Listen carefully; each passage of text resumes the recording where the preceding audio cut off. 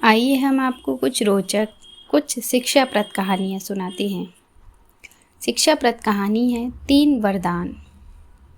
हारू नाम का एक बेडौल लड़का था। वह नाटे कद का था और उसकी नाक मोटी और छोटी थी।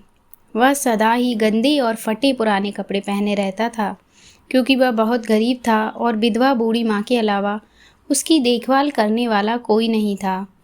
वह अनपढ़ होने के कारण कड़ी मेहनत के उपरांत भी अपनी आवश्यकता अनुसार नहीं कमा पाता था।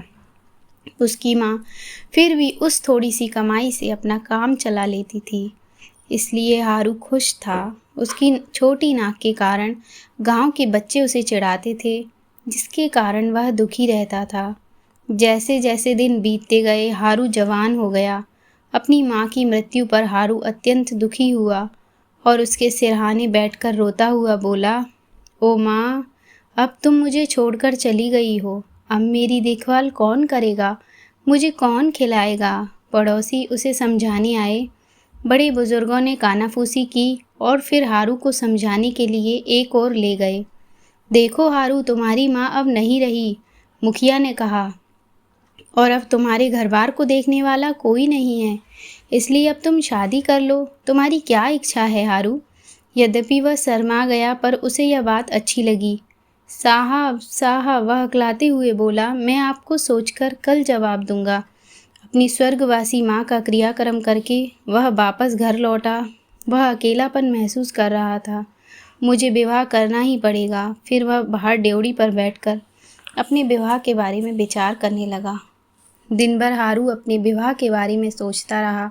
उसने सोचा कि मुझे किसी सुंदर लड़की से विवाह करना चाहिए, पर दूसरे ही क्षण उसे विचार आया, क्या यदि वह भी इन शैतान बच्चों की तरह मेरी छोटी नाक पर हंसेगी तो? ना बाबा ना, मैं तो सुंदर लड़की से विवाह नहीं करूँगा। वह दोबारा सोचने लगा और काफ़ी समय बाद नतीजे पर पहुँचा। दूसरे ही दिन वह मुखिया से मिला और आदरपूर्वक कहा, मैं शादी के लिए तैयार हूँ, पर उस लड़की की नाक भी छोटी होनी चाहिए। उस वृद्ध आदमी ने पूछा, पर हारू, तुम ऐसी पसंद क्यों कर रहे हो? हारू जमीन में अपनी नज़र गड़ाते हुए बोला, नहीं तो साहब, वह मेरी छोटी नाक की हंसी उड़ाएगी। वह बुजुर्ग मुस्कुराता हुआ बोला, खैर हारू, मैं प्रसन्न हूँ कि तुम शादी के लिए तैयार हो गए हो। मैं तुम्हारे लिए तुम्हारी पसंद की लड़की ढूंढने की चेष्टा करूँगा। एक दूर गांव में छोटी नाक वाली उपयुक्त कन्या ढूंढी और हारू उससे शादी करके बड़ा खुश हुआ। पर उसका यह सुख क्षणिक था, क्योंकि अब गांव के बच्चे उन्हें नकटे पति पत्नी कहकर चिढ़ाने लगे। हारू ने उन्हें समझाने की भरसक कोशिश की। उसने अपनी बाह चढ़ाकर गलियों में उनका पीछा किया, उनके माता पिता से शिकायत की, पर कोई फ़ायदा नहीं हुआ। एक रात को वह बैठा बैठा मन ही मन सोचने लगा, नहीं, कोई भी मेरी मदद नहीं करेगा, पर मुझे गांव में अपनी हंसी उड़वाते हुए अच्छा नहीं लगता। हाय, अब मैं क्या करूं? अचानक उसे ख्याल आया, परमात्मा ने ही तो हमें यह शरीर दिया है, मुझे सहायता के लिए उससे ही प्रार्थना करनी चाहिए। उसके अलावा और कोई उपाय नहीं है। प्रसन्नता से उसने अपनी पत्नी को पुकारा और कहा, जब तक मैं वापस ना आऊं तुम घर पर ही रहना। दरवाज़ा अपने पीछे बंद करता हुआ वह जंगल की ओर चल दिया। घने जंगल में पहुंचकर उसे एक जमीन में गड़ा कई बड़ा पत्थर दिखा। वह उस पर बैठकर ईश्वर की सहायता के लिए पुकारने लगा। सारा दिन बीत गया। वह ध्यान मग्न होकर बिना हिले डुले और किसी चीज़ की परवाह किए बिना लगातार प्रार्थना करता रहा। उसकी लगन से कोई देवता प्रसन्न हुए और उसके सामने प्रकट हो गए। देवता को अपने सामने देखकर हारू मन बाग बाग हो उठा। बड़ी विनम्रता से उसने देवता को साष्टांग प्रणाम किया और फिर घुटनों के बल बैठकर हाथ जोड़कर निवेदन किया, प्रभु प्रभु मुझ पर कृपा करो, प्रभु मेरी प्रार्थना स्वीकार करो। करुणानिधान प्रभु ने मुस्कुराते हुए उसे 3 बार गोटी फेंककर 3 वरदान मांगने को कहा। हारू यह शुभ संवाद अपनी पत्नी को सुनाने दौड़ा। सुनती हो, वह चिल्लाया और जोर से दरवाज़ा खटखटाते हुए बोला, जल्दी खोलो, जल्दी खोलो। पत्नी ने जैसे ही दरवाज़ा खोला, वह सीधा अपने पलंग पर जाकर राजा की तरह ठाठ से बैठ गया। उसकी पत्नी को बड़ा ही आश्चर्य हुआ और वह इस व्यवहार को समझ नहीं पाई। जाओ मेरे लिए एक गिलास पानी ले आओ, हारू ने हुक्म दिया, पर उसकी पत्नी ज्यों की त्यों द्वार पर खड़ी खड़ी उसे घूरती रही। क्या बात है? हारू गुस्से से चिल्लाया। जल्दी करो और मुझे पानी दो। हे मेरे प्यारे, यह तुम्हें क्या हो गया है? तुम्हें किसने पागल कर दिया है?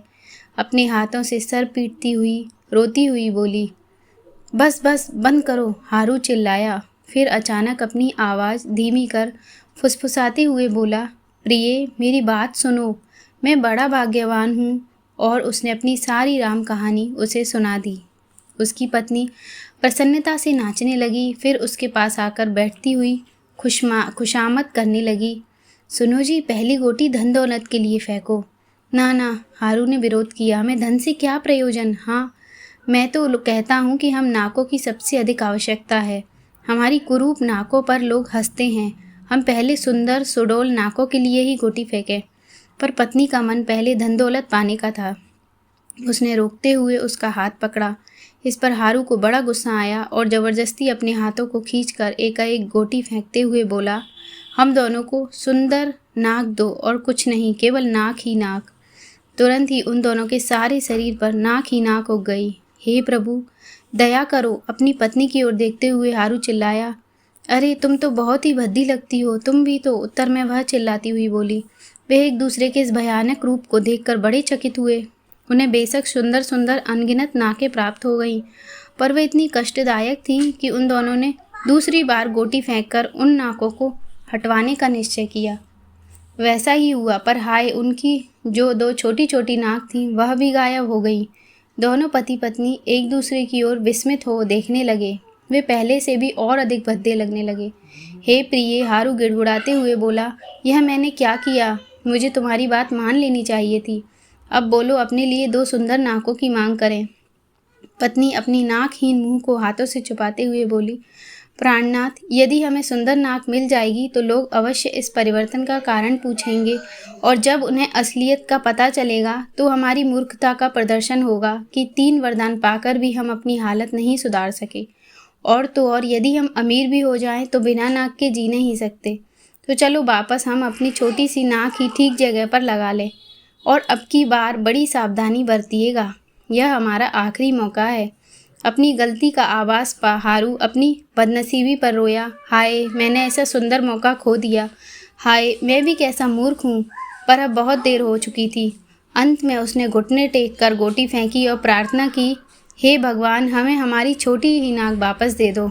उसने प्रार्थना भगवान ने उसकी सुन ली और दोनों बड़ी ही उदास हंसी आ गई। दोनों को बड़ी ही उदास हंसी आ गई। इस कहानी से हमें शिक्षा मिलती है कि अपने जीवन में आए हुए हर मौके को सोच समझकर ठीक ठीक लाभ उठाना चाहिए।